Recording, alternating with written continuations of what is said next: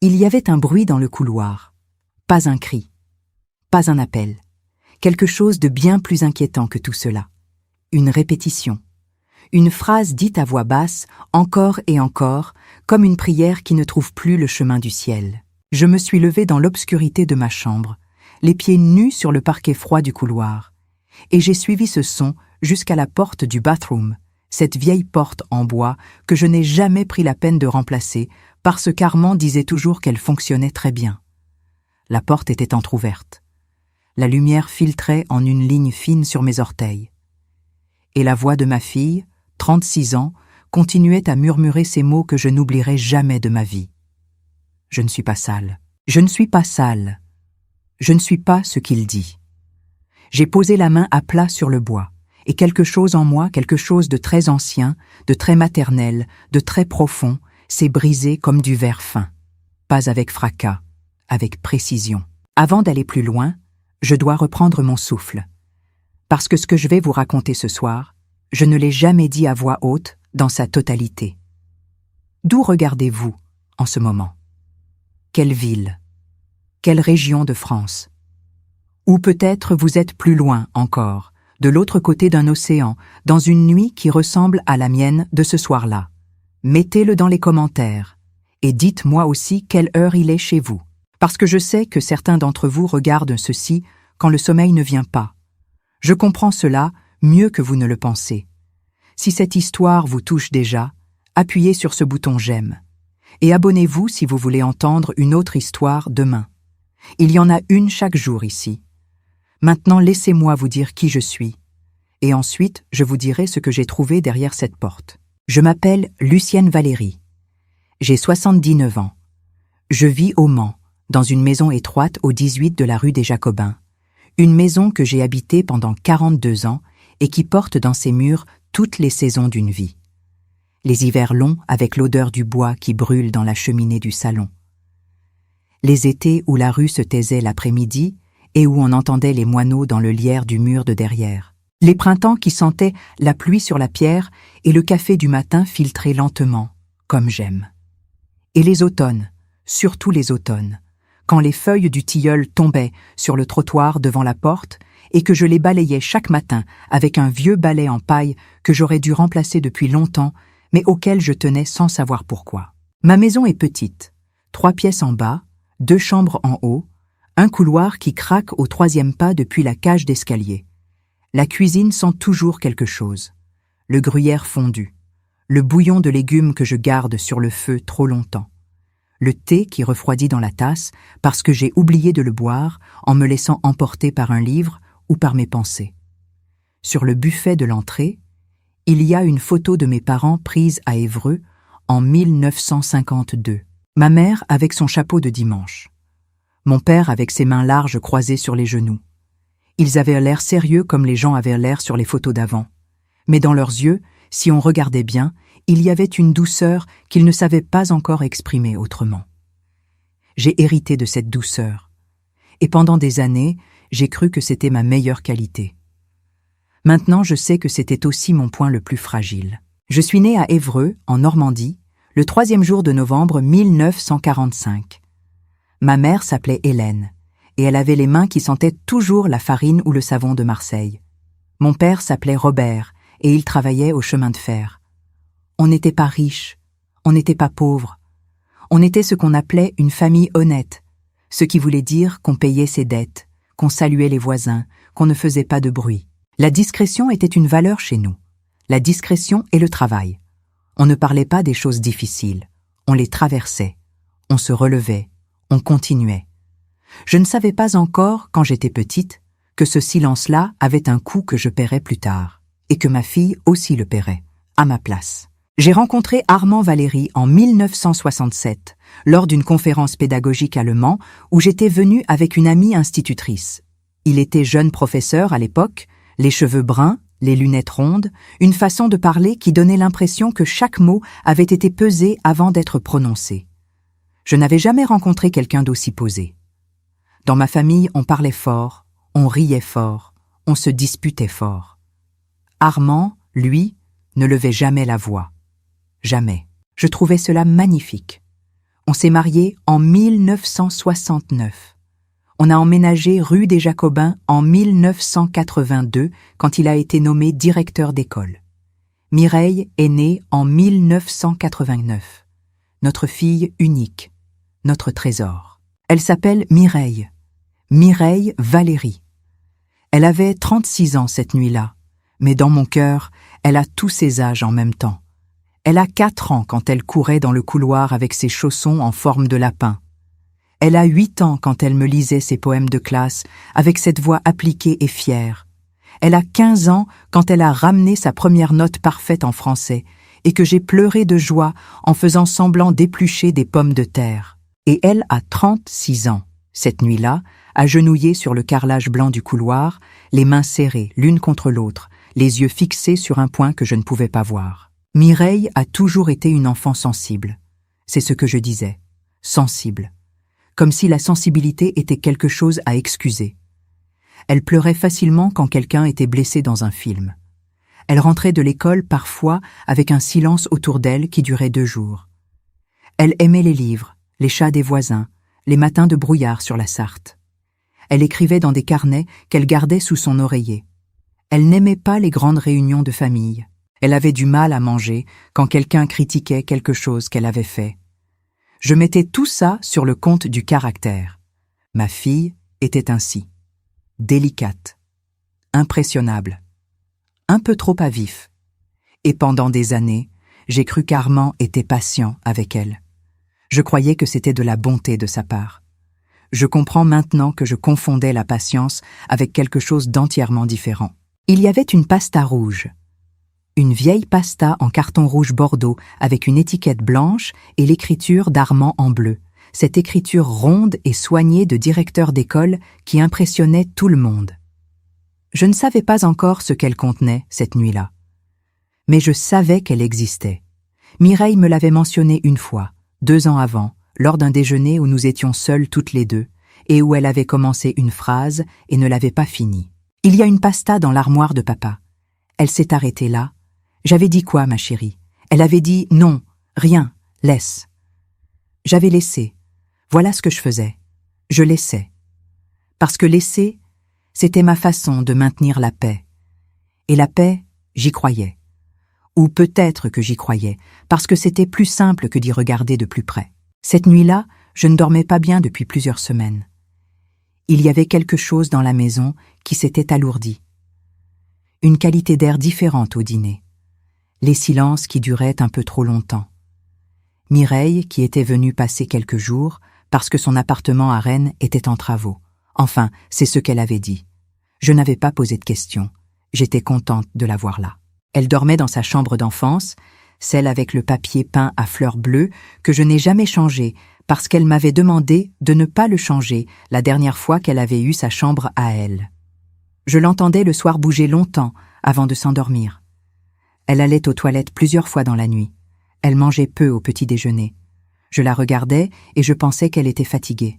Le travail, le trajet, l'appartement en désordre. Je m'inventais des raisons pour ne pas voir ce qui était là. Et puis il y a eu ce son. Cette nuit du jeudi, vers 2 heures du matin selon l'horloge du couloir, que je regarde toujours en sortant de ma chambre. Ce murmure répété, cette voix qui n'était pas tout à fait la voix de ma fille parce qu'elle était trop basse, trop mécanique, trop vidée de tout ce qui fait qu'une voix ressemble à une personne. Je ne suis pas sale. Je ne suis pas sale. Je ne suis pas ce qu'il dit. J'ai poussé la porte. Et j'ai vu Mireille. Elle était agenouillée sur le carrelage froid, les 2 genoux sur le petit tapis bleu que j'avais mis là pour les pieds nus. Ses mains étaient serrées comme en prière, mais ce n'était pas de la prière. C'était une façon de se tenir dans le monde physique, quand le monde intérieur se défait. Elle était en chemise de nuit, les cheveux défaits, et elle regardait devant elle sans me voir, même quand j'ai allumé la petite lampe du couloir. Ce qui m'a frappé d'abord, ce n'était pas le son, c'était le visage.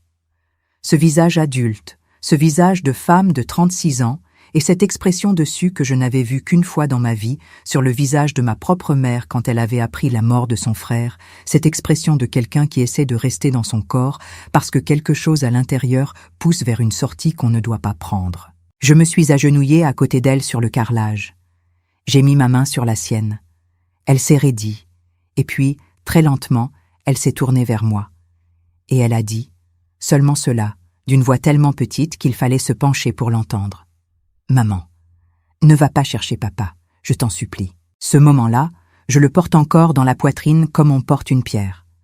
Parce que ma réaction naturelle, mon réflexe de 42 ans de mariage, mon réflexe de femme qui avait toujours délégué les choses difficiles à l'homme qui savait mieux expliquer, mon réflexe aurait été exactement cela. D'aller chercher Armand, de lui dire que Mireille n'allait pas bien, de le laisser organiser, calmer, expliquer. C'était comme ça depuis toujours. Armand savait mieux. Armand comprenait mieux. Armand avait les mots. Et moi j'avais les bras et le bouillon chaud et la confiture du matin et les choses qu'on fait avec les mains quand on ne sait pas quoi dire. Mais cette nuit-là, ma fille me demandait de ne pas appeler cet homme. Et dans ses yeux, je voyais quelque chose que je ne pouvais pas ignorer. Je voyais la peur. Alors, je suis resté là, sur le carrelage, à côté d'elle. J'ai dit, je suis là mon cœur, je ne vais nulle part. Et j'ai attendu. Parce que parfois, la seule chose juste à faire, c'est de rester et d'attendre que la personne que vous aimez trouve le chemin des mots. Mireille a mis longtemps à parler. Elle tremblait par intermittence, ces petits tremblements des épaules qui viennent quand le corps a porté trop de tension pendant trop longtemps. Je ne l'ai pas pressée. Je lui ai pris la main et je l'ai gardée dans la mienne. J'ai senti l'os de ses articulations sous mes doigts, la légèreté de ses mains, ces mains que j'avais tenues la première fois, il y a 36 ans dans la salle de l'hôpital, et qui étaient alors si petites que les miennes les contenaient entièrement. Maintenant, c'était elle qui serrait les miennes. Et j'ai laissé faire. Quand elle a commencé à parler, c'était par fragments. Des phrases qui venaient et s'arrêtaient. Des silences entre les mots. Ce n'était pas une révélation construite. Ce n'était pas un récit. C'était une vérité qui remontait depuis un endroit très profond, un endroit où elle avait été enfouie depuis des années sous des couches de normalité et de silence, et de petits repas de famille, et de fêtes de Noël, et de dimanches ordinaires. Elle a dit, « Il me dit que j'exagère toujours. Il me dit que je suis difficile. Il dit ça aux autres avant que j'arrive. Comme ça, quand je parle, ils ont déjà décidé ce que je suis. J'ai écouté sans bouger, sans l'interrompre. Cette semaine, a-t-elle dit, j'ai failli ne pas revenir. » Cette phrase-là, je vous la dis simplement, telle qu'elle me l'a dite, parce qu'il n'y a pas d'autre façon de la dire et qu'elle mérite d'être dite clairement, sans détour et sans dramatisation. Ma fille, ma Mireille de 36 ans, m'a dit qu'elle avait failli ne pas revenir. Et dans cette phrase, il n'y avait pas de méthode, pas de détails, pas de description. Il y avait seulement la mesure d'une douleur qui avait atteint un point où la vie semblait trop lourde à continuer à porter seule. Et tout le monde aimait papa. C'est pour ça qu'elle n'avait rien dit. Parce que si elle avait parlé, personne n'aurait cru une femme difficile contre un homme admirable. J'ai fermé les yeux une seconde, juste une seconde, pour recevoir ça. Pour ne pas m'effondrer devant elle parce que ce n'était pas le moment de m'effondrer. C'était le moment d'être là. Je l'ai regardée et j'ai dit « Je te crois ». Et ça aussi, je le porte comme une pierre, mais une pierre différente. Parce que ces mots-là, je n'aurais pas pu les dire plus tôt dans la nuit. Ils m'ont coûté quelque chose. Ils m'ont coûté 42 ans de certitude sur l'homme que j'avais épousé. Ils m'ont coûté ma vision de ma propre famille. Mais je les ai dit, parce que ma fille était agenouillée sur le carrelage de ma salle de bain à 2 heures du matin et qu'elle avait failli ne pas revenir. Et la seule chose qui comptait à ce moment-là, la seule chose absolue et irréductible, c'était qu'elle sache qu'une personne au monde la croyait. Après ça, j'ai dit « Viens dans la cuisine avec moi. » Pas le salon, pas la chambre. La cuisine. Parce que la cuisine, c'est l'endroit où on répare les choses dans ma famille. Où on boit du thé chaud et où les mots viennent plus facilement parce que les mains ont quelque chose à faire. J'ai mis de l'eau à chauffer. J'ai pris les 2 belles tasses, pas celles du quotidien, les belles, celles avec les petites fleurs que ma mère m'avait données en 1980, parce que je voulais que ma fille sache que ce moment-là méritait les belles tasses. J'ai sorti le miel. J'ai mis du pain à griller même s'il était 2 heures du matin parce que Mireille mangeait si peu ces derniers jours que je voulais lui donner quelque chose de réel, de chaud, de concret. Elle s'est assise en face de moi, les mains autour de sa tasse, et elle a recommencé à parler. Pas tous les détails, pas encore, mais les grandes lignes, la manière dont les choses avaient commencé, ces petites phrases d'Armand lors des repas de famille. Mireille exagère. Mireille est sensible. Mireille a toujours été difficile. Ces phrases dites à voix basse, avec un sourire presque attristé, comme celle de quelqu'un qui se désolait pour elle plutôt que de quelqu'un qui l'attaquait. La façon dont les membres de la famille hochèrent la tête. Oui, c'est vrai, Mireille est un peu compliquée. La façon dont elle arrivait aux réunions et sentait que le verdict avait déjà été rendu avant même qu'elle ouvre la bouche. Et en privé. Les billets laissés dans sa chambre quand elle venait en visite. Ta façon de t'habiller fait honte. Tu parles trop fort. Les gens te trouvent épuisante et n'osent pas te le dire. Ce n'était jamais dit devant quelqu'un. Jamais devant moi. Toujours seule à seule, dans les moments où elle ne pouvait pas se défendre, sans sembler confirmer exactement ce qu'il disait. Une femme difficile. Une femme qui se plaint. Une femme qui invente. Je posais ma tasse lentement sur la table. La lumière jaune de la cuisine. Le pain qui refroidissait dans l'assiette. L'horloge du couloir qui marquait maintenant 3h moins le quart. Et ma fille en face de moi. Ma fille réelle. Ma fille vivante.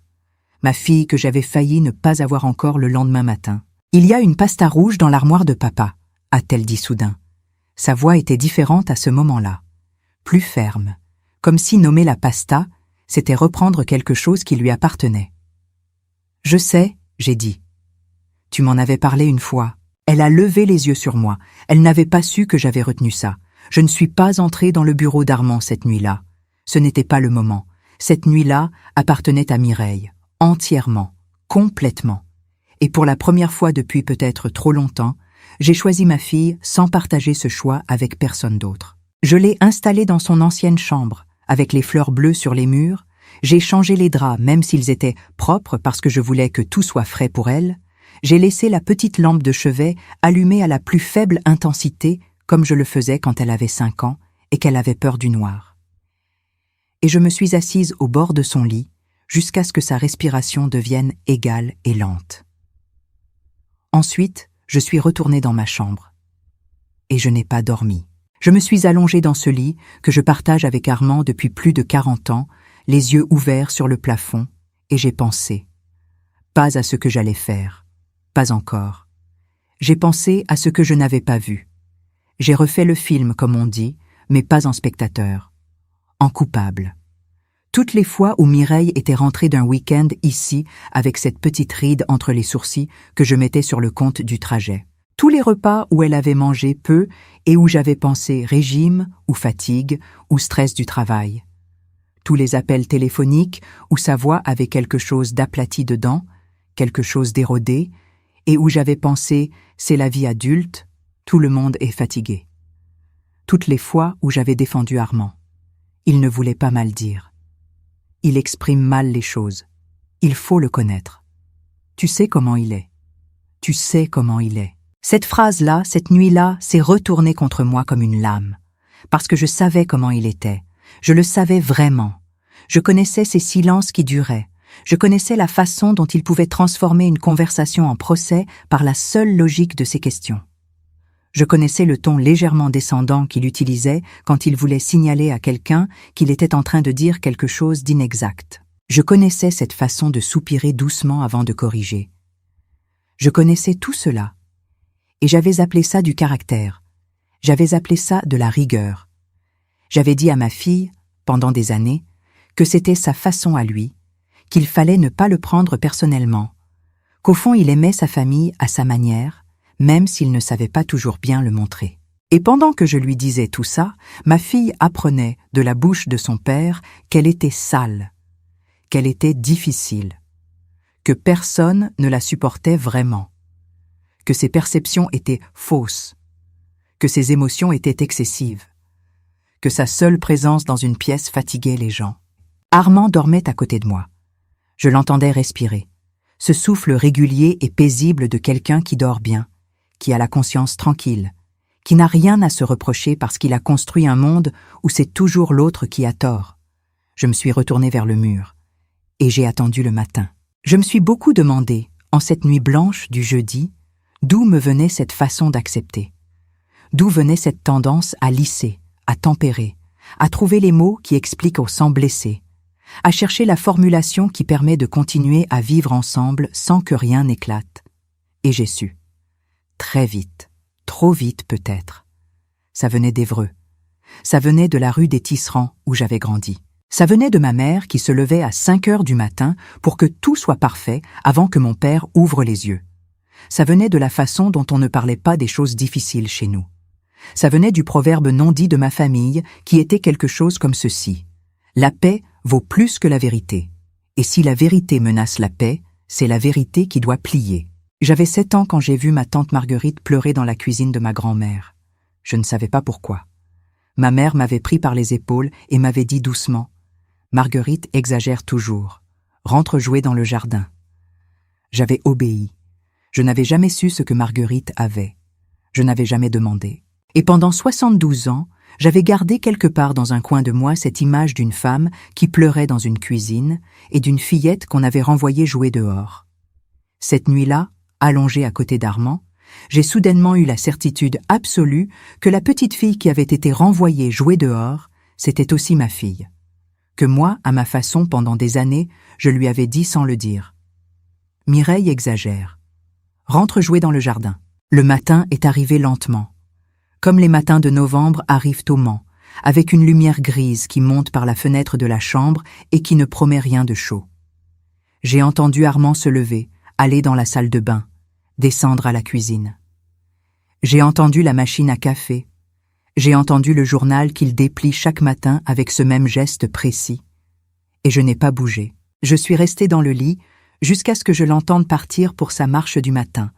Cette marche de 7 heures qui dure exactement 45 minutes et dont il revient avec les joues roses et un air de quelqu'un qui a bien dormi et bien vécu.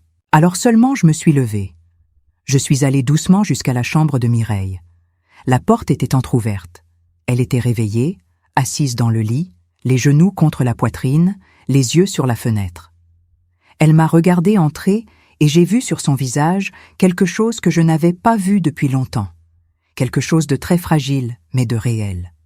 L'espoir d'être entendue sans avoir à se battre pour ça. Je me suis assise sur le bord du lit. J'ai pris ses 2 mains dans les miennes. Et j'ai dit « Cette pasta rouge, tu veux qu'on aille la voir ensemble. Je dois m'arrêter ici une seconde, parce que ce que je viens de vous raconter, c'est la partie la plus difficile à dire. Et vous êtes encore là, vous m'écoutez encore. Ça compte énormément pour moi. Dites-moi dans les commentaires où vous êtes ce soir. Quelle ville? Quelle heure il est chez vous? Et si vous connaissez quelqu'un, une fille, une amie, une sœur, qui répète des mots contre elle même dans la nuit, partagez cette histoire avec elle. Abonnez-vous si vous ne l'avez pas encore fait. Il y a une nouvelle histoire ici chaque jour. Et peut-être que celle de demain sera exactement celle que quelqu'un que vous aimez avait besoin d'entendre. Nous sommes entrés dans le bureau d'Armand ensemble.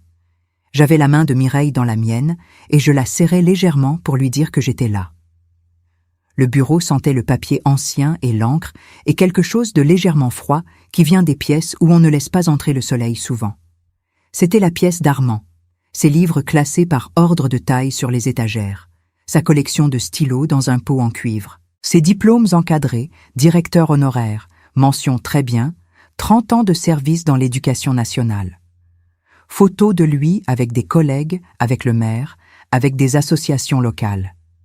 Partout dans cette pièce, l'image d'un homme respectable, d'un homme utile, d'un homme qu'on remerciait. L'armoire était contre le mur de droite, grande, ancienne, en noyer sombre, avec des poignées en bronze que je n'avais jamais changées. J'avais lavé cette armoire un nombre incalculable de fois sans l'ouvrir. C'était l'armoire d'Armand. On n'ouvrait pas l'armoire d'Armand. Ce n'était pas une règle dite, c'était une règle sue. Comme il y avait des règles sues dans notre maison sur plein d'autres choses. Qu'on ne discutait pas les décisions d'Armand une fois prises. Qu'on ne contredisait pas Armand en public. Qu'on ne partageait pas les affaires de la famille avec les voisins ou les amis. Que la maison était propre et calme et que les tensions, s'il y en avait, se résolvaient sans bruit. Ces règles, personne ne me les avait imposées. Je les avais choisies. Parce que je croyais que c'était de la sagesse, parce que je croyais que c'était comme ça qu'un couple durait. J'ai ouvert l'armoire. La pasta rouge était là, sur la deuxième étagère, exactement là où Mireille avait dit qu'elle serait. Je l'ai prise avec les deux mains. Elle était lourde d'une façon que je n'attendais pas. Pas physiquement lourde, mais lourde comme sont lourdes les choses qui ont une signification que vous sentez avant de la comprendre. J'ai senti l'arête du carton sous mes pouces. J'ai regardé l'étiquette blanche avec l'écriture d'Armand en bleu. Document famille. 2 mots. Simple, anodin. La façon dont il nommait les choses pour qu'elles paraissent ordinaires. Nous sommes allés à la cuisine avec la pasta, parce que les choses difficiles, chez moi, se font à la cuisine. Mireille s'est assise, moi aussi. J'ai posé la pasta sur la table, entre nous, et j'ai ouvert la pression du fermoir. Ce que j'ai trouvé à l'intérieur, je vais vous le décrire lentement parce que chaque élément mérite d'être dit. Pas pour faire de la performance, pas pour vous tenir en haleine, mais parce que chaque papier que je sortais de cette pasta était une vérité que ma fille avait essayé de me dire pendant des années sans que je l'entende vraiment. Il y avait d'abord des lettres de Mireille. Je les ai reconnues tout de suite à son écriture, cette écriture un peu penchée à droite, avec les T barrés très hauts qu'elle avait depuis le collège. Des lettres écrites à son père, certaines de plusieurs pages. Elle y parlait de ce qu'elle ressentait, de la façon dont certaines de ses phrases à lui l'atteignaient, du fait qu'elle avait besoin qu'il lui dise qu'elle comptait pour lui. Ces lettres n'avaient jamais été répondues. Il les avait gardées, soigneusement rangées, sans jamais écrire un mot en retour, sans jamais lui dire qu'il les avait reçues. Il y avait ensuite des feuilles couvertes de l'écriture d'Armand, des notes, des observations, la date, le lieu, ce que Mireille avait fait ou dit, ses réactions, des formulations comme « comportement inhabituel au déjeuner du 30 novembre ». Mireille a quitté la table sans finir, a prétendu avoir mal à la tête. Ou Mireille a contredit devant les Blanchards, a surveillé, a noté dans les échanges avec ses cousins. Ces notes n'avaient non pas été écrites pour protéger quoi que ce soit. Elles avaient été écrites pour construire un dossier contre ma fille. Il y avait des copies de messages. Des messages envoyés par Armand à des membres de la famille avant les réunions. La tante Élise, le cousin Bernard, ma propre sœur Jocelyne. Des messages qui préparaient le terrain. Mireille va peut-être venir dimanche. Je vous préviens car elle a traversé une période difficile. Elle n'est pas toujours facile à suivre. Faites preuve de patience. Et les destinataires de ces messages arrivaient au repas déjà convaincus, avec ce regard particulier qu'on pose sur les gens fragilisés. Ce regard qui ressemble à de la bienveillance, mais qui est en réalité une forme de mise à distance. On est patient avec Mireille. On ne la prend pas trop au sérieux. Et puis, vers le fond de la pasta, une page manuscrite. Une seule. Une liste de phrases. Des phrases destinées à Mireille, probablement, ou des phrases à utiliser selon les situations. Je les ai lues lentement. Chaque ligne était une petite destruction. Tu prends tout trop à cœur. Les gens ne comprennent pas toujours ce que tu essayes de dire. Tu as toujours eu du mal avec les rapports humains. C'est normal que tu te sentes seul. Tu repousses les gens sans le vouloir. Et tout en bas de cette liste, une phrase qui n'était pas pour Mireille. Une phrase sur moi. Lucienne préfère la paix à la contradiction. J'ai tenu cette feuille dans mes mains et j'ai lu cette phrase 3 fois. Lucienne préfère la paix à la contradiction. C'était vrai, et il le savait et il s'en servait. Il savait que je choisirais toujours le calme. Il savait que si Mireille se plaignait à moi, je trouverais une façon de lisser les choses. Il avait misé sur ma propre nature pour que je sois, sans le savoir, un instrument de l'isolement de ma fille. Pas par malveillance de ma part, par habitude, par peur du conflit, par ce vieux réflexe normand d'Évreux qui dit que la paix coûte moins cher que la vérité. J'ai posé la feuille sur la table. J'ai regardé Mireille. Et Mireille me regardait aussi, et dans ses yeux, je voyais quelque chose de difficile à nommer. Pas de la colère contre moi. Quelque chose de plus triste que ça. De la compréhension. Elle savait depuis longtemps que j'avais préféré la paix. Et elle ne m'en voulait pas vraiment. Elle comprenait. Et c'était presque plus dur que si elle m'en avait voulu. Je me suis mise à pleurer. pas élégamment. Les larmes qui viennent quand on a retenu quelque chose toute une nuit et que le corps décide qu'il n'en peut plus. Des pleurs que je n'ai pas essayé d'arrêter parce que ma fille méritait de voir que ça m'atteignait vraiment. Que ce n'était pas une information que je traitais de loin. Que c'était douloureux. Que je comprenais maintenant quelque chose que j'aurais dû comprendre bien plus tôt. J'ai dit à travers mes larmes, « Je suis désolée, ma chérie. Je t'ai demandé d'être patiente avec lui pendant des années. Je ne savais pas. Ou peut-être que je ne voulais pas savoir, ce qui est pire. » Elle a mis sa main sur la mienne, cette main légère de ma fille adulte sur ma main vieillie, et elle a dit « Tu sais maintenant, maman, tu sais maintenant. » Ces 3 mots-là valaient tout. Ils ne réparaient pas. Ils ne revenaient pas en arrière, mais ils ouvraient une porte. Une porte vers quelque chose qui n'avait pas encore de nom, mais qui était, pour la première fois depuis des années, une direction que nous allions prendre ensemble. Ce matin-là, j'ai fait 3 choses dans cet ordre précis.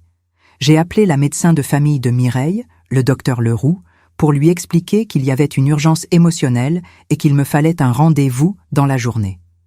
J'ai mis la pasta rouge dans un sac en tissu que j'ai fermé et mis dans mon propre sac à main. Et j'ai appelé mon amie Colette, qui habite rue de l'Étoile, et qui est la seule personne de ma vie à qui je ne cache rien, pour lui demander si Mireille pouvait rester quelques jours chez elle. Je n'ai pas parlé à Armand ce matin-là. Je l'ai regardé rentrer de sa marche, les joues roses, le journal sous le bras, et j'ai dit bonjour d'une voix normale. Il ne savait rien. Il ne voyait rien. Ou peut-être qu'il voyait quelque chose mais qu'il ne l'avait pas encore nommé. J'ai mis du café dans sa tasse. J'ai dit que Mireille dormait encore et qu'elle n'était pas très bien. Il a dit « Ah bon ?» avec ce léger soupir que je connaissais et qui signifiait encore. J'ai rien répondu. J'ai regardé le mur. La consultation avec le docteur Leroux a eu lieu à 14 heures. Mireille ne voulait pas y aller seule. Je suis entrée avec elle dans le cabinet et je lui ai tenu la main pendant qu'elle parlait. Je ne la corrigeais pas. Je ne complétais pas ses phrases. Je la laissais dire ce qu'elle avait à dire à son rythme, avec ses mots, même quand les mots s'arrêtaient et qu'il y avait un silence long. Le docteur Leroux est une femme de 50 ans avec des yeux très clairs et une façon d'écouter qui ne juge pas. Elle a écouté Mireille pendant 40 minutes. Elle a posé des questions douces et précises. Elle a noté des choses. Et à la fin, elle a dit à Mireille « Ce que vous vivez a un nom. Ce n'est pas dans votre tête. Ce n'est pas une fragilité de caractère. Et vous avez eu raison d'en parler. » Ces mots du docteur Leroux, Mireille les a reçus comme si quelqu'un lui donnait de l'eau alors qu'elle mourait de soif depuis trop longtemps. Nous avons quitté le cabinet avec une ordonnance pour un suivi psychologique urgent, le nom d'une thérapeute spécialisée à Le Mans et un arrêt de travail pour 2 semaines. Sur le trottoir, dans l'air de novembre, Mireille a pris une grande inspiration. La première vraie grande inspiration que je lui voyais prendre depuis qu'elle était arrivée. Et elle a dit « J'ai faim. Pour la première fois depuis je ne sais plus quand, j'ai vraiment faim. » On a mangé une tarte aux pommes dans le petit salon de thé de la rue Nationale, avec de la crème fraîche et du thé chaud, et on n'a pas parlé de tout ça pendant 1 heure entière. On a parlé d'un livre que Mireille lisait, d'un chat roux que j'avais vu dans le jardin de derrière la semaine précédente, de la tarte, de la crème, des petites choses ordinaires et précieuses qui font que la vie a un goût.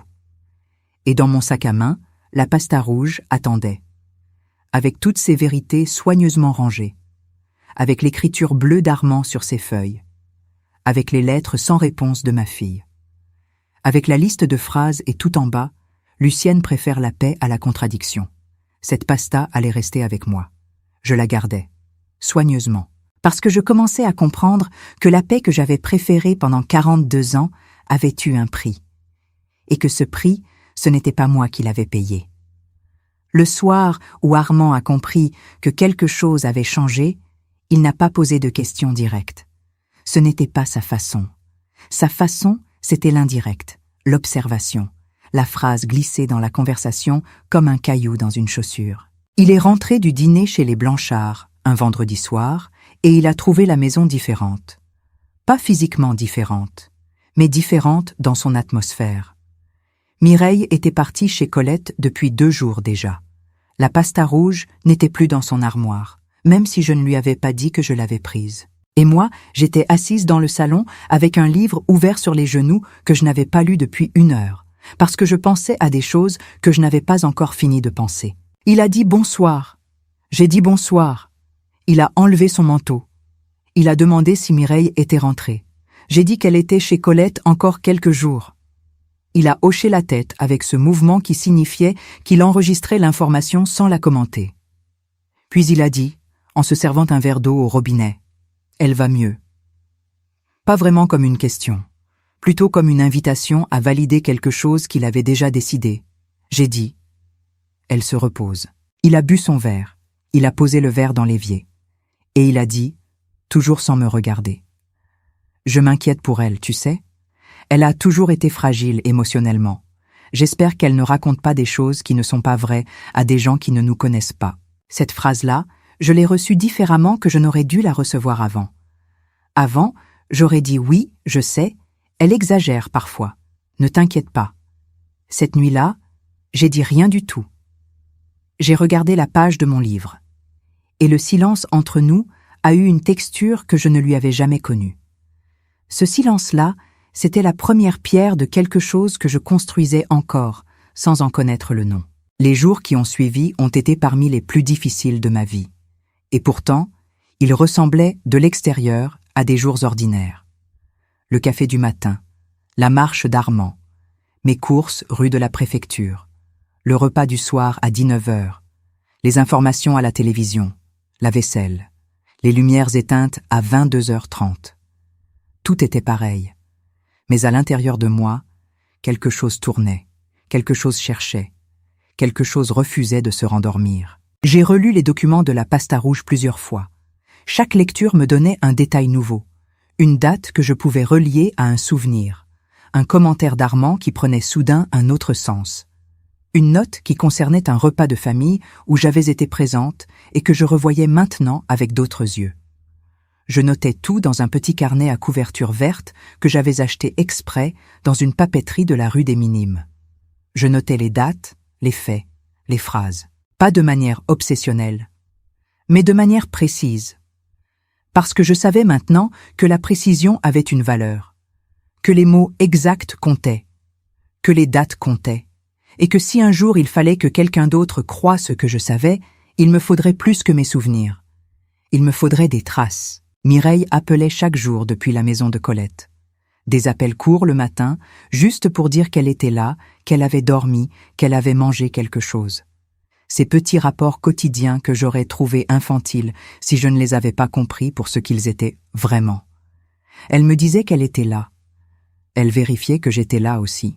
Nous nous vérifions mutuellement, comme deux personnes qui ont eu peur de se perdre et qui ont besoin de la confirmation régulière que l'autre est encore vivante et présente. Elle avait commencé à voir la thérapeute recommandée par le docteur Leroux, une femme qui s'appelait Madame Fontaine et qui travaillait dans un cabinet calme du quartier Pontelieu. Mireille ne me racontait pas ses séances dans le détail. C'était son espace. Je le respectais. Mais elle me disait des petites choses. Madame Fontaine a dit que ce que j'ai vécu a un nom. Madame Fontaine m'a dit que ma réaction était normale. Madame Fontaine m'a demandé de ne pas me juger. Ces bribes-là, je les recevais avec un soulagement que je ne savais pas exprimer autrement qu'en disant simplement « C'est bien, ma chérie. Continue. » C'est dans la 2e semaine que j'ai essayé de parler à mon fils. Enfin, pas mon fils biologique. Mon neveu par alliance, Étienne, qui avait toujours été proche de Mireille quand ils étaient adolescents et qui était maintenant avocat à Tours. Je ne lui ai pas tout dit au téléphone. Je lui ai dit qu'il y avait une situation familiale délicate, que j'avais des documents que je voulais lui montrer et que je voulais comprendre quels étaient mes droits et les droits de Mireille. Étienne avait une voix posée et professionnelle au téléphone, mais je le connaissais assez pour entendre derrière cette voix quelque chose qui s'allumait. Il a dit « Tante Lucienne, je viens samedi. » Il est venu le samedi suivant avec sa femme Nathalie qui est assistante sociale. Ils ont garé leur voiture rue des Jacobins à 11h du matin. J'avais envoyé Armand faire ses courses avec une liste très précise pour gagner 2 heures. J'avais préparé du café et des madeleines et j'avais mis la pasta rouge sur la table de la salle à manger, ouverte, avec mon carnet vert à côté. Étienne a tout lu. Nathalie aussi. Ils ont pris des photos de chaque document avec le téléphone d'Étienne. Ils ont posé des questions, pas des questions agressives, des questions professionnelles, de celles qui cherchent à comprendre la chronologie, les preuves, les témoins possibles. À un moment, Nathalie a posé sa main sur mon bras et a dit « Madame Valérie, ce que vous décrivez a un nom, c'est de la violence psychologique, et ce n'est pas une chose petite. Je vais m'arrêter ici une seconde, parce que je sais que parmi vous ce soir, il y a peut-être des gens qui se reconnaissent, pas forcément dans mon histoire à moi, mais dans l'histoire d'une personne qu'ils aiment, un silence qu'ils n'ont pas su comment briser, une vérité qu'ils n'ont pas su comment entendre. Si vous êtes encore là avec moi, laissez-moi le savoir dans les commentaires. Dites-moi votre ville. Dites-moi l'heure qu'il est chez vous. Et si cette histoire vous a appris quelque chose, même une petite chose, appuyez sur ce bouton j'aime. Abonnez-vous pour entendre la suite demain. Parce que ce que je vais vous raconter maintenant, c'est la partie que j'ai mis le plus longtemps à comprendre complètement. Étienne m'avait expliqué ce que je pouvais faire et ce que je ne pouvais pas faire légalement. Il n'y avait pas de procédure simple. La violence psychologique dans un couple existe dans la loi française depuis 2010. C'est de la loi. Mais la prouver demande des éléments. Les documents dans la pasta rouge étaient importants. Mon carnet vert était important. Le témoignage de Mireille serait essentiel. Et le suivi avec le docteur Leroux et Madame Fontaine constituerait une partie du dossier. Pas un dossier pour demain. Un dossier qui se construit, qui demande du temps, qui demande que Mireille soit prête, qui demande que je sois prête aussi. Cette notion de temps m'a pesé énormément ce samedi-là, parce que j'avais 79 ans, parce que je vivais encore avec cet homme, parce que chaque matin je lui servais son café dans la cuisine de cette maison étroite, rue des Jacobins, et que chaque matin je savais quelque chose sur lui que je ne lui avais pas encore dit que je savais. Cette situation-là était insupportable d'une façon que je ne saurais pas exprimer facilement, pas à cause de la peur. Je n'avais plus vraiment peur d'Armand dans le sens physique du terme, mais à cause du poids, ce poids de savoir et de se taire encore, ce poids de continuer à jouer le rôle de la femme qui ne sait pas alors qu'elle sait tout. Étienne m'a dit avant de repartir à Tours, « Ne confronte pas Armand seul. Pas maintenant. Pas encore. Attends que Mireille soit plus stable. Attends qu'on ait tout organisé. Et si tu sens que quelque chose tourne mal, appelle-moi immédiatement. » J'ai hoché la tête. J'ai dit « Je sais ». Mais en fermant la porte derrière eux, j'ai su que cette attente allait être la chose la plus difficile que j'aurais à faire dans cette histoire. Plus difficile que d'ouvrir la pasta. Plus difficile même que de voir ma fille agenouillée sur le carrelage. Parce que cette nuit-là, j'avais agi par instinct. Maintenant, il fallait agir par stratégie. Et la stratégie demande une patience différente de la résignation. Une patience active. Une patience armée. Les 2 semaines qui ont suivi ont été étranges. Armand avait senti que quelque chose avait changé dans notre maison, mais il n'arrivait pas à mettre le doigt dessus. Je le voyais faire ses petites observations habituelles et recevoir moins en retour que d'habitude. Je répondais à ses questions avec des réponses courtes et exactes. Je n'inventais rien. Je ne comblais pas les silences. Je le laissais habiter ses propres silences pour une fois, et je le regardais, dans ses silences, travailler. Essayer de comprendre ce qui s'était déplacé. Essayer de retrouver les leviers qui lui avaient toujours permis de régler les choses à sa façon. Un soir, il m'a dit « Tu es distante ces derniers temps, Lucienne. Quelque chose ne va pas. » J'ai dit « Je suis fatiguée. L'âge, tu sais. » Il a accepté cette réponse parce qu'elle lui convenait. Parce qu'une femme fatiguée, ça ne pose pas de problème. Une femme fatiguée, ça reste à sa place. Cette réponse-là me coûtait quelque chose, mais elle m'achetait du temps. Et le temps était ce dont j'avais besoin. Ce qui m'a sauvée pendant ces jours-là, c'était Colette. Colette qui a 76 ans et qui me connaît depuis 1973.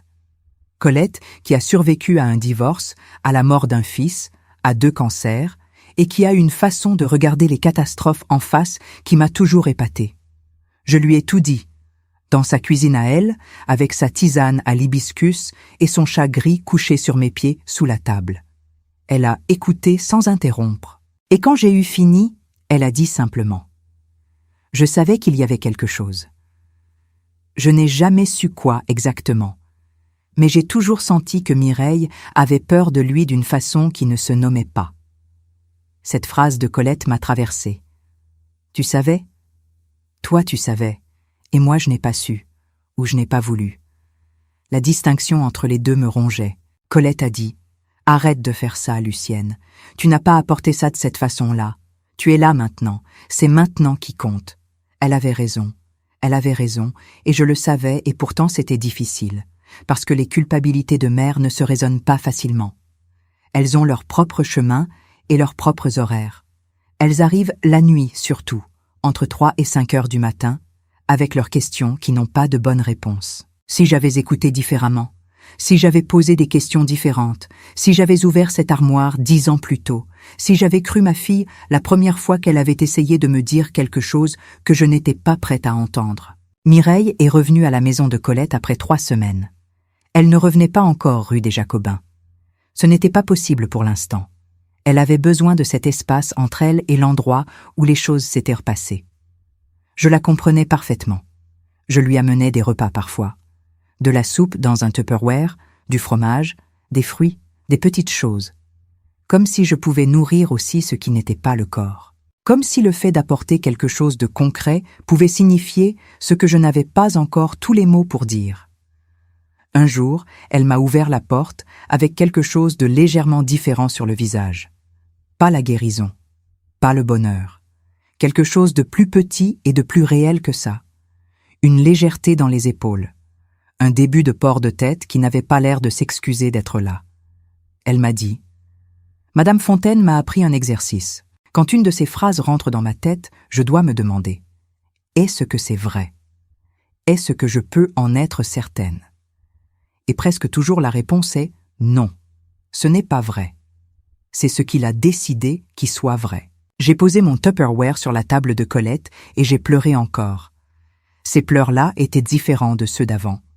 Moins de honte dedans, moins de culpabilité, plus de quelque chose comme du soulagement, ou du gratitude, ou les deux ensemble dans un mélange que je n'ai pas de mots exacts pour nommer. Et c'est alors qu'est arrivé ce que je n'avais pas anticipé. Ce qui a tout changé dans la chronologie des choses. Armand a appelé Mireille. Il avait son numéro de téléphone. Bien sûr qu'il l'avait. Et il l'a appelée un mardi matin, alors qu'elle était seule chez Colette, parce que Colette était à son cours de peinture aquarelle. Mireille m'a raconté cet appel le soir même, d'une voix qui était ferme, mais dont je reconnaissais les bords fragiles. Il avait été doux au téléphone, inquiet, paternel. Il avait dit qu'il s'inquiétait pour elle, qu'il aimait sa fille, qu'il ne comprenait pas ce qui s'était passé, qu'il espérait qu'elle n'avait pas dit des choses inexactes à des gens mal placés pour comprendre la famille, que si elle avait des griefs, il préférait qu'on en parle entre eux, en famille, sans impliquer des étrangers. Ce mot-là, étranger, utilisé pour désigner Étienne et Nathalie, le docteur Leroux, Madame Fontaine, les gens qui aidaient ma fille à survivre, transformés en étrangers menaçants par un seul mot prononcé avec la voix douce d'un père inquiet. Mireille lui avait dit qu'elle rappellerait. Et elle avait raccroché. Et elle avait appelé Madame Fontaine immédiatement après. Et Madame Fontaine lui avait dit « Vous avez bien fait de raccrocher. Et vous avez bien fait d'appeler. » Quand Mireille m'a raconté cet appel, j'ai senti quelque chose se durcir en moi.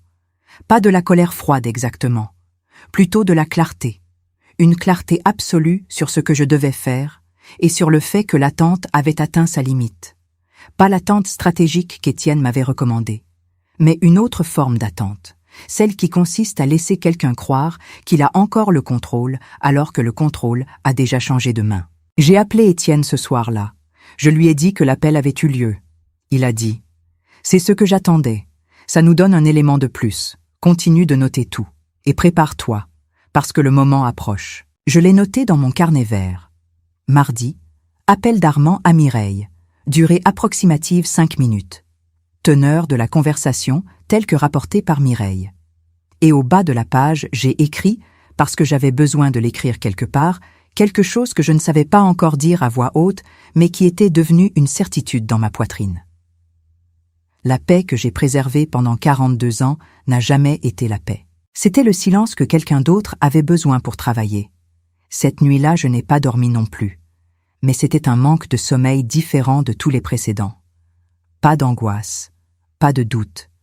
Plutôt l'état d'une personne qui sait ce qu'elle va faire et qui en prend le poids sans reculer.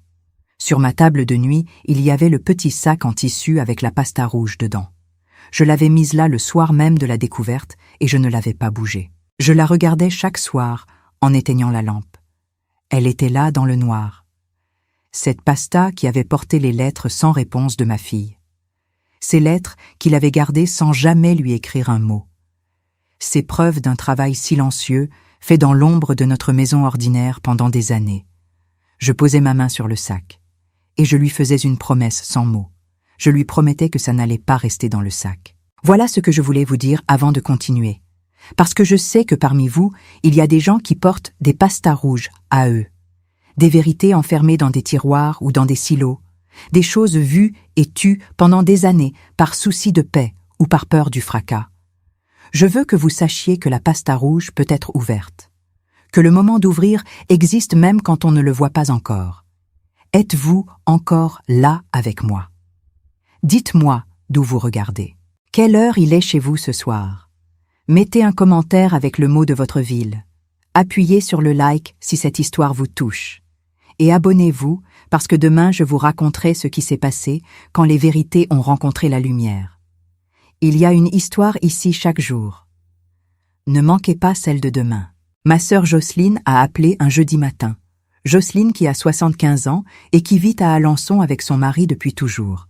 Jocelyne qui était l'une des destinataires des messages d'Armand avant les réunions de famille.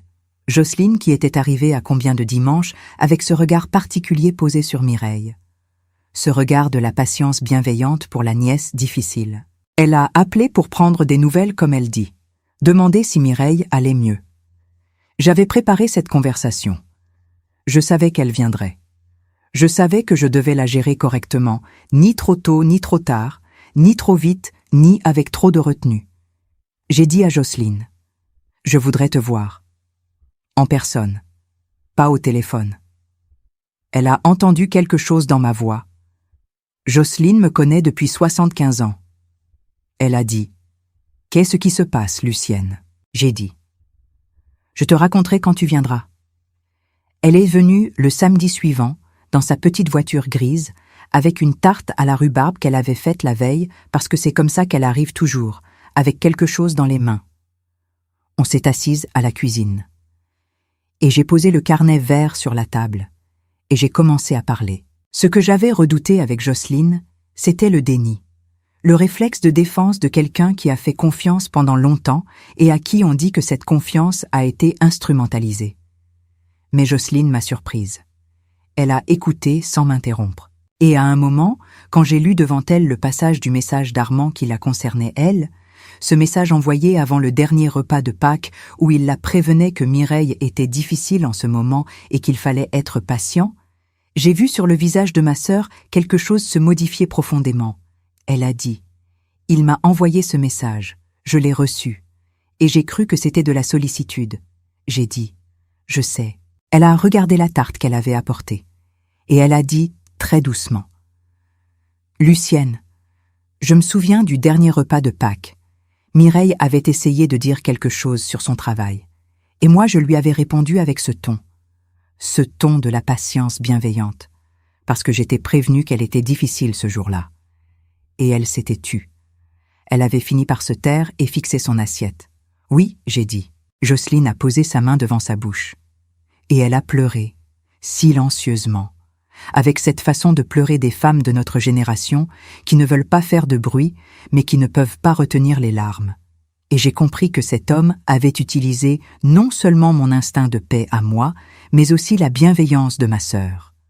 La bienveillance de toutes celles qui l'aimaient, et qui, en l'aimant, avaient participé, sans le savoir, à l'isolement de ma fille.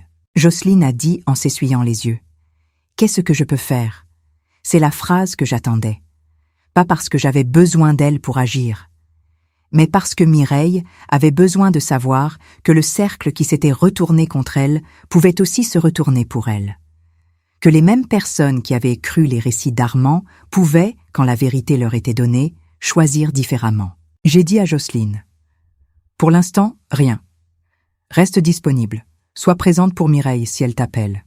Et quand le moment viendra, sois prête à dire ce que tu sais. » Elle a hoché la tête. Elle a regardé la tarte et elle a dit « Je vais couper cette tarte, parce qu'on en a besoin. » Nous avons mangé de la tarte à la rhubarbe ensemble dans ma cuisine, ce samedi matin de novembre, avec le silence de la rue des Jacobins autour de nous et l'odeur du café et le soleil pâle sur la nappe. Et quelque chose dans cette scène très simple m'a donné une force que je n'avais pas eue depuis des semaines. Pas l'invincibilité, pas la certitude que tout allait bien se terminer. Juste la solidité de ne pas être seule, d'avoir à côté de moi quelqu'un qui savait, quelqu'un qui avait choisi de savoir. Armand est rentré ce soir-là sans savoir que Jocelyne était venue. Il n'a pas demandé. Il a dîné. Il a regardé ses informations. Et il est allé se coucher avec la sérénité tranquille de quelqu'un qui croit encore que le monde autour de lui est organisé selon ses règles. Dans le couloir, la nuit, j'ai entendu le parquet craquer sous ses pas, ce troisième craquement depuis la cage d'escalier, et j'ai pensé « plus pour longtemps ». La réunion de famille a eu lieu un samedi de début décembre. Elle n'avait pas été planifiée comme une réunion de famille, pas officiellement. C'était l'anniversaire des 80 ans de la tante Geneviève, la sœur d'Armand, qui habitait dans sa maison de Coulaines, à 3 kilomètres du centre de Le Mans. Geneviève avait organisé un déjeuner. Toute la famille était invitée. Les cousins, les enfants des cousins, Jocelyne et son mari, et bien sûr Armand et moi. Et Mireille, si elle se sentait d'y aller, ce qu'Armand avait précisé dans un message collectif, avec ce soin particulier qui ressemblait à de la prévenance, mais qui était en réalité une façon d'inscrire son interprétation dans la mémoire collective avant même que les gens arrivent. Mireille avait hésité. On en avait parlé longuement, elle et moi, dans la cuisine de Colette. Madame Fontaine pensait que ce n'était peut-être pas le bon moment. Étienne pensait au contraire que si Mireille ne venait pas, Armand utiliserait son absence comme une preuve de plus de son instabilité. Il y avait des arguments des deux côtés. À la fin, c'est Mireille qui a tranché. Elle a dit « J'y vais, parce que j'en ai assez de disparaître pour lui laisser la place. » Cette phrase-là, je l'ai notée dans mon carnet vert. Nous sommes arrivés ensemble, Mireille et moi, dans la voiture de Jocelyne qui était venue nous chercher rue des Jacobins. Armand nous avait précédés dans son propre véhicule.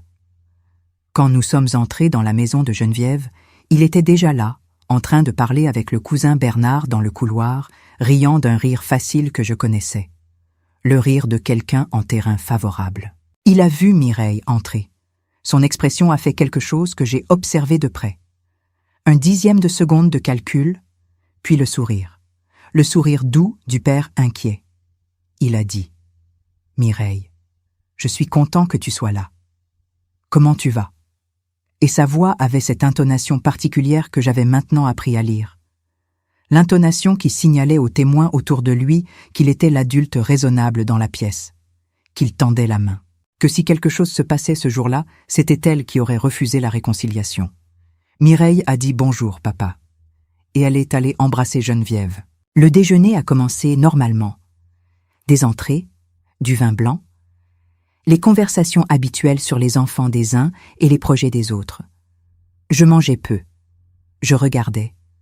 Je regardais Armand opérer dans le groupe avec cette aisance qu'il avait toujours eue, posant une question ici, glissant une anecdote là, faisant rire la table au bon moment, étant ce qu'il était toujours publiquement, l'homme respectable, l'ancien directeur d'école, celui qu'on écoutait, celui en qui on avait confiance. Et puis il a fait ce que je savais qu'il ferait, ce que j'avais prévu qu'il ferait parce que je le connaissais après 42 ans comme on connaît le calendrier des saisons. Il a glissé dans la conversation, à propos de rien, avec ce sourire triste de fausse sollicitude. Mireille traverse une période difficile en ce moment. On fait de notre mieux pour la soutenir. Elle a toujours eu tendance à distordre un peu les choses, mais c'est sa nature, on l'accepte comme ça. Il a levé son verre. En tout cas, je bois à ta santé, Mireille. On t'aime. Et tout le monde a levé son verre. Automatiquement. Comme on répond à une injonction sociale. Comme on avait toujours fait. Parce qu'Armand portait un toast, et que porter un toast n'était pas quelque chose contre lequel on se défendait. Sauf que cette fois-là, quelque chose de différent s'est produit dans la pièce. quelque chose de très léger, mais de réel. Jocelyne n'a pas levé son verre. Elle a posé sa main à plat sur la nappe, et elle a regardé Armand. Et moi, j'ai sorti la pasta rouge de mon sac. Je l'avais portée ce matin-là avec une résolution que je ne savais pas encore si j'aurais vraiment la force d'exécuter. Étienne m'avait dit « Pas encore. Attends encore un peu. » Mais quand j'avais entendu cette phrase sur Mireille qui distordait les choses, quand j'avais vu les gens lever leur verre automatiquement, quand j'avais vu le visage de Mireille qui se fermait lentement comme une fleur qui rentre dans elle-même par réflexe de protection, j'avais su que ce moment était le bon. Pas un moment calculé, un moment vrai, un moment qui existait parce qu'il devait exister. J'ai posé la pasta rouge sur la table, entre les assiettes et les verres, sur la belle nappe de Geneviève avec les broderies au bord. Et la table s'est tue. Armand a regardé la pasta. Et pour la première fois depuis que je le connaissais, je lui ai vu un moment où le calcul lui a manqué. Juste un moment. Juste une fraction de seconde où je l'ai vu ne pas savoir exactement quoi faire. Puis il a retrouvé sa voix et il a dit « Lucienne, qu'est-ce que c'est ?» J'ai dit « Ce sont des documents famille. C'est ce que tu as écrit dessus. Je suis désolée. Je dois faire une pause ici, parce que mes mains tremblent, rien qu'en vous racontant ça. Même maintenant, toutes ces semaines plus tard. Mais vous êtes encore là. Vous avez suivi toute cette histoire avec moi. Et ça compte tellement. Dites-moi d'où vous regardez ce soir. Quelle ville? Quelle heure il est chez vous? Êtes-vous seul ou entouré en ce moment? Laissez-moi un commentaire. Appuyez sur ce like si vous ressentez ce que je ressens. Et abonnez-vous si vous ne l'avez pas encore fait. Il y a une nouvelle histoire chaque jour ici, et peut-être que celle de demain sera celle que vous aviez besoin d'entendre. Maintenant, laissez-moi vous dire ce qui s'est passé ensuite. J'ai ouvert la pasta. J'ai sorti la page manuscrite avec la liste de phrases en premier, cette page que j'avais mémorisée, ces phrases destinées à décrédibiliser ma fille. Et en bas, cette ligne sur moi. Lucienne préfère la paix à la contradiction. J'ai posé cette page sur la nappe. J'ai dit, je vais vous lire quelque chose. Et j'ai lu, dans le silence total de la table de Geneviève, avec le bruit du chauffage en fond, avec les verres encore dans les mains de certains, j'ai lu les phrases une par une, sans commenter, sans élever la voix, avec la voix plate et précise d'une femme qui a préparé ce moment pendant des semaines et qui n'a plus rien à perdre, sauf le silence qu'elle a trop longtemps protégé. Quand j'ai fini de lire, j'ai sorti les copies des messages. Ces messages envoyés à Jocelyne, au cousin Bernard, aux autres. Ces messages qui préparaient le terrain contre Mireille avant les repas de famille. J'en ai lu 2 à voix haute. Et j'ai vu le visage du cousin Bernard qui changeait. Ce visage d'un homme qui reconnaissait les mots qu'il avait reçus et qui comprenait maintenant ce qu'il avait fait avec ces mots. Armand a dit « C'est totalement hors contexte. Vous ne comprenez pas comment ces choses fonctionnent ?» J'ai dit « Il y a aussi les lettres de Mireille. Les lettres qu'elle t'a écrites depuis 10 ans, que tu as gardées sans jamais lui répondre. » Le silence, à ce moment-là, avait une qualité que je ne peux pas décrire avec des mots ordinaires. C'était un silence qui contenait une salle entière en train de recalibrer quelque chose. En train de revoir des repas, des conversations, des regards, des verres levés en toast pour une femme difficile qu'il fallait soutenir. Ce recalibrage-là avait lieu en direct, sous mes yeux, et sur les visages autour de moi. Geneviève a dit, très doucement, à son frère, « Armand. » C'est quoi ça? C'est quoi vraiment tout ça? Et Armand a fait quelque chose que je n'avais jamais vu. Il a attaqué. Pas avec les mots doux et calculés de ses phrases habituelles, avec quelque chose de plus brut qui montrait le bord de ce qui était en dessous du masque depuis toujours. Il a dit « Lucienne n'est pas bien depuis quelques mois. Son âge, la fatigue, elle a des confusions. Elle interprète des choses de travers. J'en parle avec son médecin depuis un moment. Cette attaque-là, je l'avais anticipée. Étienne me l'avait dite comme une possibilité. L'accusation de déclin cognitif contre la femme âgée qui parle. L'arme classique contre celles qui ont l'âge de ne plus être crues. J'ai sorti mon carnet vert. J'ai dit « Voilà mes notes, datées, heure par heure pour certaines. Chaque événement documenté avec les noms des personnes présentes. Commencé à partir de la nuit du jeudi. J'ai tout noté depuis cette nuit-là, et depuis bien avant aussi, en retrouvant les souvenirs. Voilà pourquoi je ne suis pas confuse. Les personnes confuses ne tiennent pas des carnets chronologiques avec des noms et des dates. Jocelyne a dit alors « Et moi je peux confirmer ce que dit Lucienne, parce que j'ai reçu un de ces messages. Et je me souviens exactement de ce que j'ai fait avec ce message quand je suis arrivée à Pâques. La salle s'est encore tue. Et cette fois, Armand n'a pas retrouvé sa voix aussi rapidement. Ce qui s'est passé ensuite n'a pas été simple. La vérité ne rend pas les choses simples. Elle les rend vraies, ce qui est différent. Il y a eu des voix qui montaient, des questions posées et pas encore répondues, des larmes sur plusieurs visages autour de la table. Geneviève, la sœur d'Armand, qui cachait sa bouche derrière sa main, comme Jocelyne.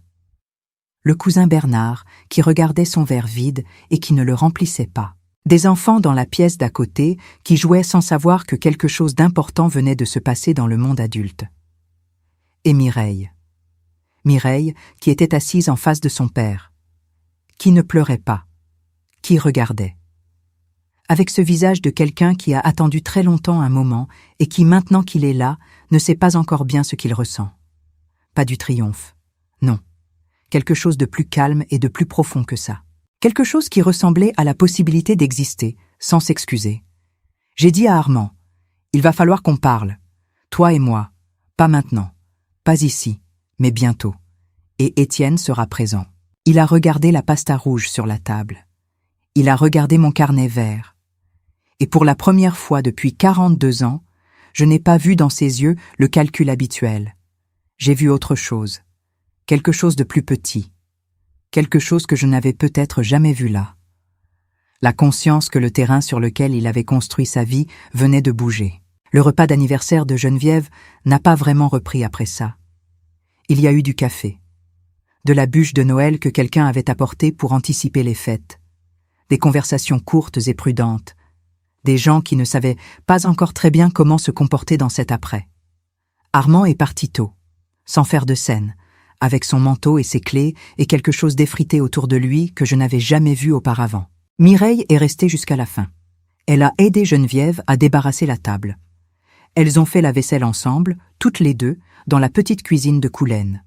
Et Geneviève lui a dit quelque chose que Mireille m'a rapporté le soir même, avec cette voix de quelqu'un qui pose délicatement quelque chose de très fragile, mais de précieux sur une table. Geneviève lui avait dit « Je suis désolée de ne pas avoir vu ». Mireille avait répondu « Vous voyez maintenant, c'est assez ». Dans la voiture de retour, avec Jocelyne au volant et Mireille à côté de moi sur le siège arrière, j'avais la pasta rouge posée sur mes genoux. La nuit de décembre dehors, les lumières de Le Mans dans les vitres, et ma fille dont l'épaule touchait la mienne, cette épaule légère et réelle, vivante, présente, là. Je n'ai pas parlé. Aucune de nous n'a parlé pendant tout le trajet. Mais ce silence-là était entièrement différent de tous les silences que j'avais connus dans cette histoire. Pas un silence de peur. Pas un silence de paix maintenu par effort. Un silence de quelque chose qui vient de changer et qui n'a pas encore besoin de mots pour être réel. Les semaines qui ont suivi ont été occupées par des choses concrètes et nécessaires. Étienne est venu plusieurs fois. Il y a eu des conversations avec Armand en présence d'un avocat. Armand n'a pas nié les documents. Il ne pouvait pas. Il a tenté de les contextualiser, de les expliquer, d'en minimiser la signification. Étienne avait préparé des réponses à chacune de ces tentatives.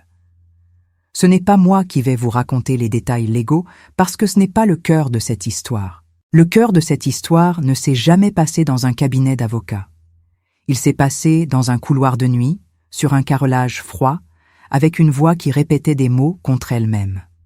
Et dans une cuisine au matin, avec 2 belles tasses et du miel et du pain grillé à 2 heures du matin. Ce que je peux vous dire, c'est qu'Armand a quitté le 18 rue des Jacobins au mois de janvier, qu'il est allé vivre chez son propre frère à Sablé-sur-Sarthe, que des dispositions ont été prises avec l'aide d'Étienne et d'un huissier que je ne raconterai pas dans le détail, parce que ce n'est pas à moi de le raconter entièrement, et que le 18 rue des Jacobins, ce soir de janvier quand la porte s'est fermée derrière lui, a eu une qualité d'air que je n'y avais jamais respiré depuis que je le connaissais.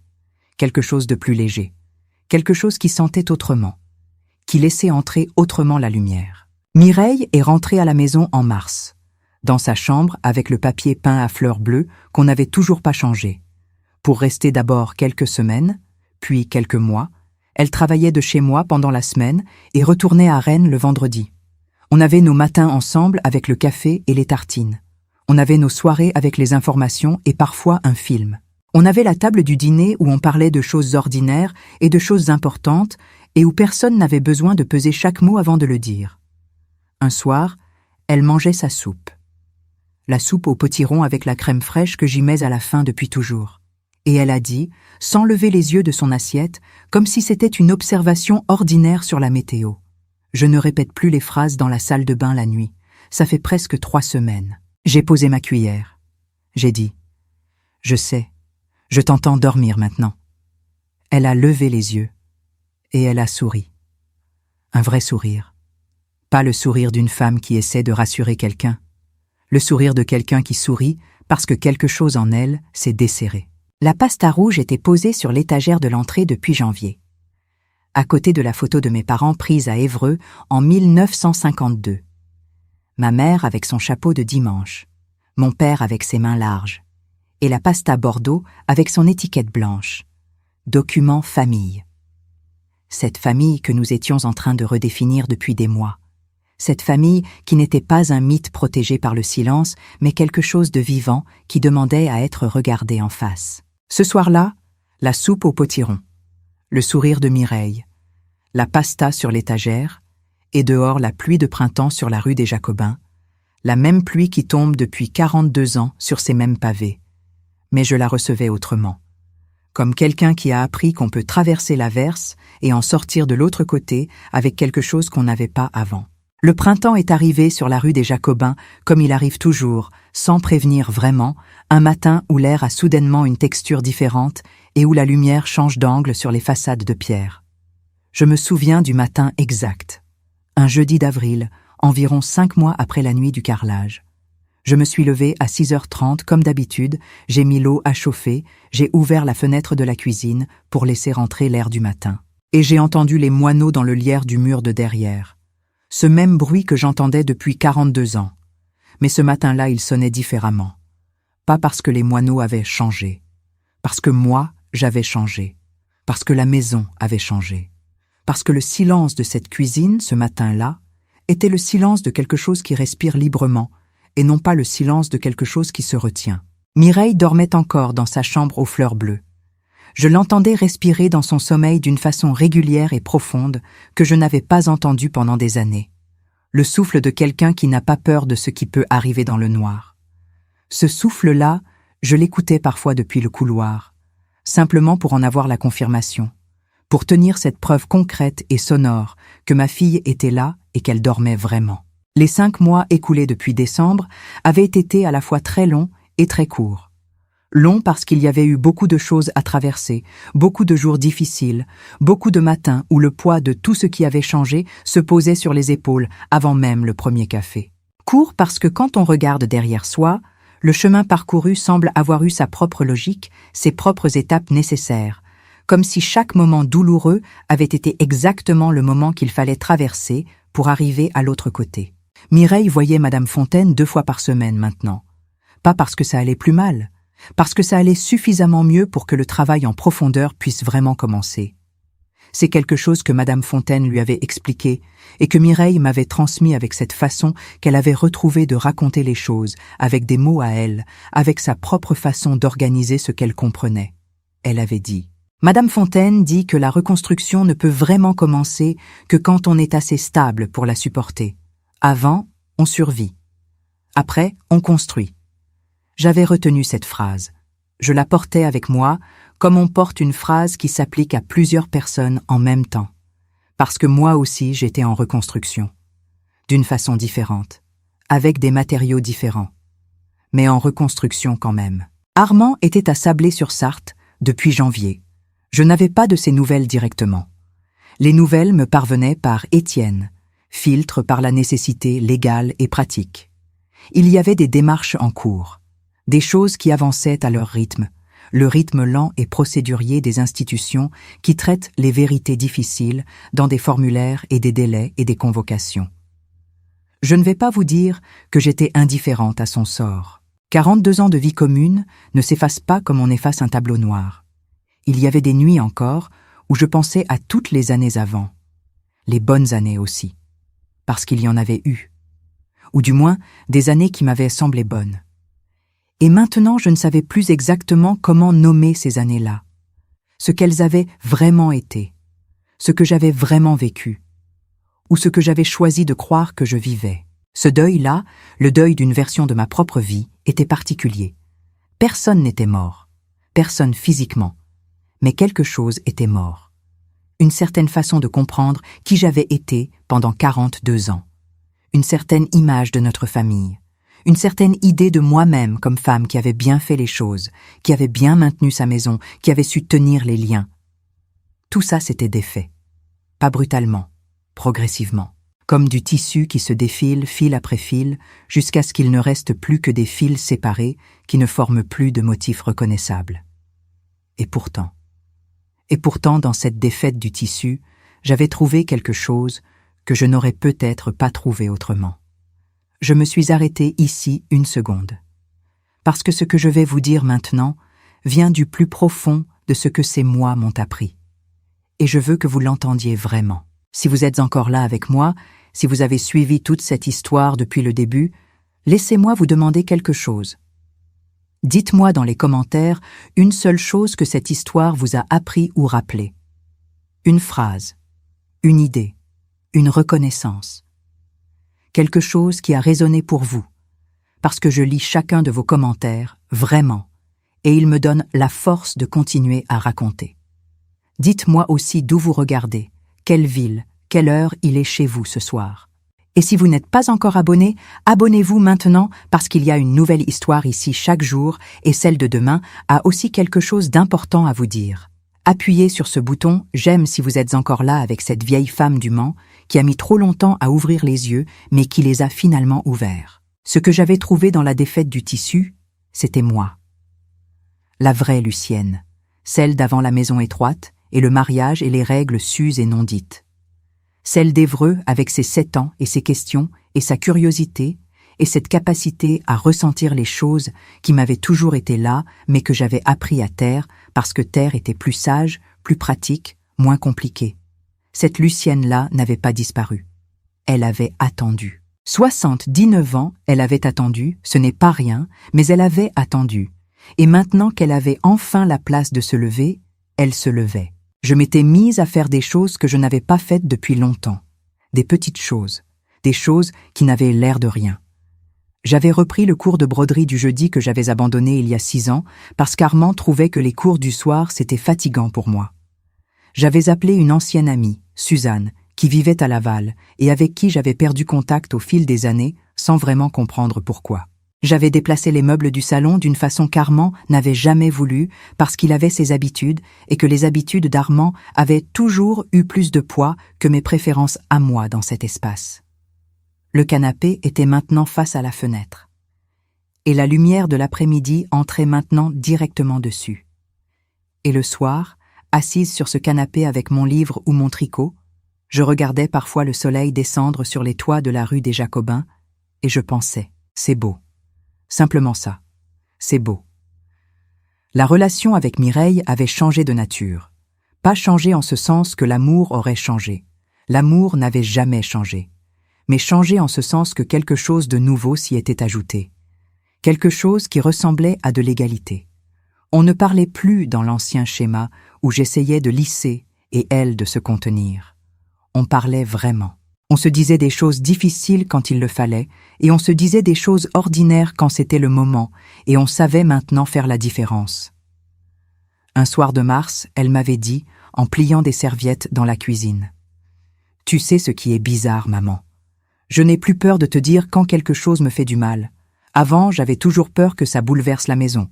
Maintenant, je sais que la maison ne s'effondre pas si je dis une vérité dedans. » J'avais posé ma serviette, et j'avais dit « Je sais, mon cœur, et je suis désolée que ça ait mis autant de temps. » Elle avait haussé les épaules avec cette façon qu'elle avait de hausser les épaules quand elle acceptait quelque chose sans le minimiser. Et elle avait dit « C'est là maintenant. C'est là maintenant. » Cette phrase revenait souvent dans nos conversations depuis quelques mois, comme un ancrage dans le présent, comme une façon de dire que le passé était réel et douloureux et qu'on ne le niait pas, mais qu'il n'avait pas le droit de manger entièrement le présent.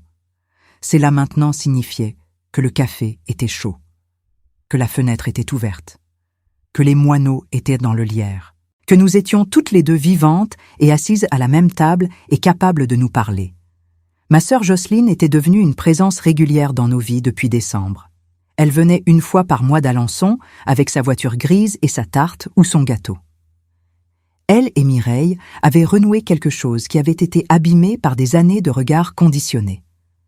Ce n'était pas une réparation instantanée. Les dommages faits par les messages préparatoires d'Armand, par les regards de bienveillance condescendante, par les toasts portés pour la nièce difficile, tout ça ne disparaissait pas en un déjeuner. Mais il y avait une bonne volonté réelle et une honnêteté que Jocelyne mettait dans chaque visite. Elle ne faisait pas semblant que le passé n'avait pas eu lieu. Elle ne surjouait pas la réconciliation. Elle était simplement là, avec sa tarte et ses yeux clairs, et elle choisissait chaque fois de voir Mireille telle qu'elle était vraiment.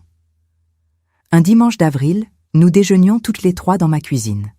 Du poulet rôti que j'avais préparé le matin, du gratin de pommes de terre avec le fromage qui croustille sur le dessus, de la salade du marché, du pain de la boulangerie de la rue de la Préfecture. Un repas ordinaire et beau comme peuvent l'être les repas ordinaires quand on les reçoit pour ce qu'ils sont vraiment. Mireille racontait quelque chose de son travail à Rennes, une situation drôle avec une collègue et une imprimante récalcitrante, et elle riait en racontant. Ce rire qui sortait d'elle naturellement, sans effort, sans cette légère surveillance d'elle-même que j'avais appris à reconnaître dans les anciens rires. Ce rire libre. Jocelyne riait aussi, et moi je regardais ma fille rire à ma table et j'ai pensé « Voilà, c'est ça. C'est pour ça qu'on fait tout ce qu'on fait. » Le cousin Bernard avait appelé en février, un appel maladroit, cherchant ses mots, mais sincère. Il avait dit qu'il avait réfléchi depuis la réunion de décembre, qu'il repensait à des repas, à des moments, à des fois où il avait regardé Mireille avec ce regard préparé et conditionné, et qu'il voulait qu'elle sache qu'il comprenait maintenant. Mireille avait pris cet appel avec plus de grâce que je n'en aurais eu à sa place. Elle avait dit merci d'avoir appelé. C'est tout. 2 mots. Mais 2 mots qui avaient coûté quelque chose et qui méritaient d'être prononcés. Geneviève, la sœur d'Armand, avait eu la réaction la plus compliquée de toutes, parce qu'elle était sa sœur, parce qu'elle l'aimait depuis toujours, parce que la vérité sur quelqu'un qu'on aime depuis l'enfance demande un type de deuil particulier et très exigeant. Elle avait eu des mois de silence, puis elle avait envoyé une lettre à Mireille. Pas à moi. À Mireille directement. Une lettre manuscrite sur du papier bleu pâle avec son écriture serrée. Mireille me l'avait lue à voix haute dans la cuisine un soir.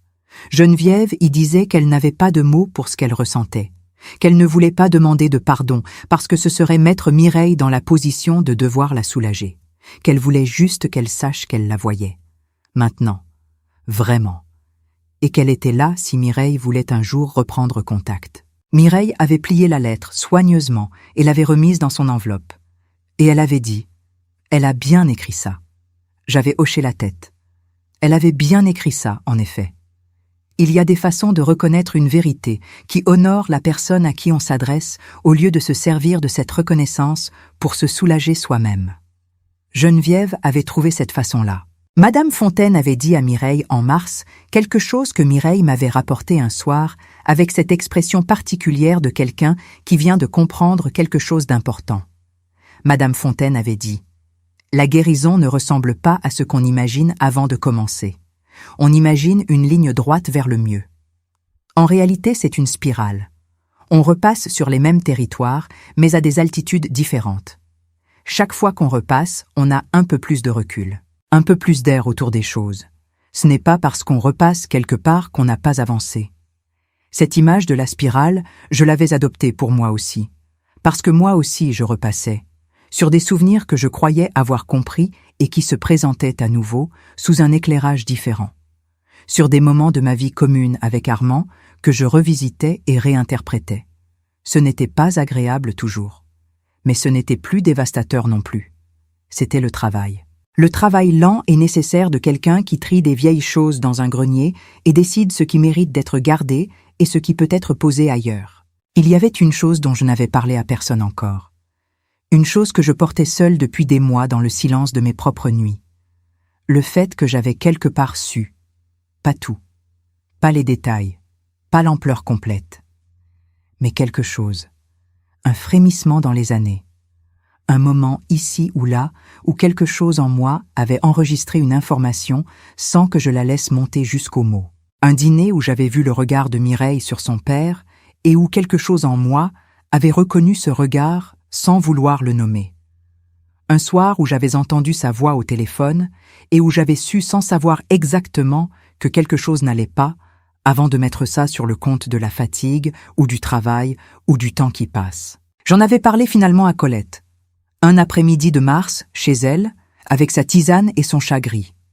Je lui avais dit que j'avais peur d'avoir quelque part su et de ne pas avoir agi. Que cette peur-là était peut-être la plus difficile à vivre avec.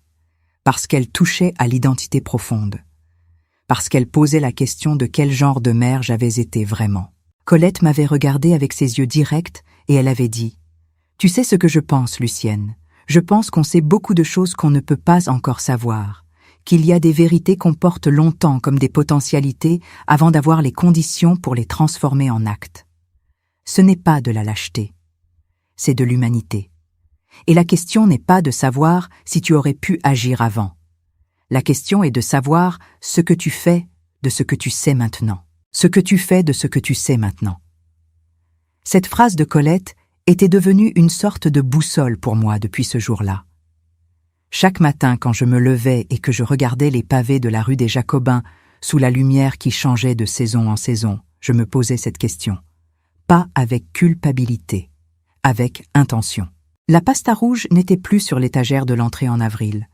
Elle avait été remise à Étienne en janvier avec le reste des documents légaux. Elle avait accompli ce qu'elle avait à accomplir. Sa place dans cette histoire était terminée. Mais l'étagère, elle n'était pas vide pour autant. J'y avais mis quelque chose de nouveau. Un cadre avec une photo que Mireille avait prise en mars dans le jardin de derrière, un matin où il y avait du soleil et où nous prenions le café dehors parce que c'était enfin possible. Sur la photo, on voit la table de jardin avec les 2 tasses, la théière, le pot de confiture et le bord d'une main sur le bord de la table. La mienne ou la sienne, on ne sait pas exactement. Une main sur une table dans le soleil du matin. C'était assez. C'était tout à fait assez. Je veux maintenant vous parler directement. À vous qui m'avez suivi jusqu'ici. À vous qui avez écouté cette vieille femme de Le Mans vous raconter une histoire difficile depuis le début. Je sais ce que ça coûte d'écouter ce genre de choses. Ça demande quelque chose de vous. Ça pose des questions que vous n'avez peut-être pas demandé à vous poser ce soir. Alors, laissez-moi vous demander une chose avant de continuer.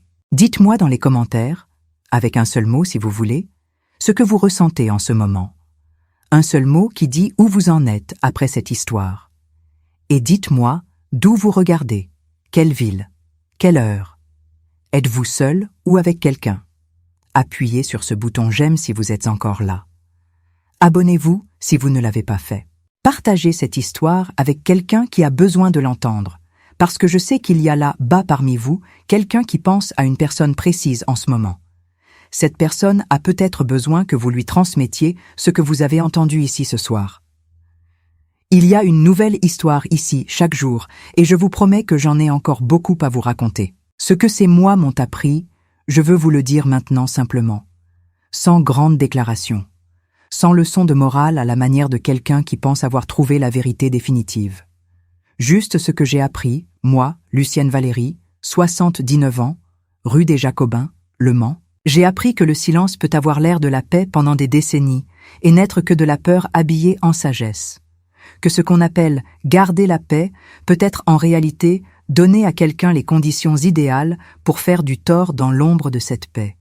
Que la discrétion est une belle valeur quand elle protège les gens et une complicité accidentelle quand elle protège leur bourreau.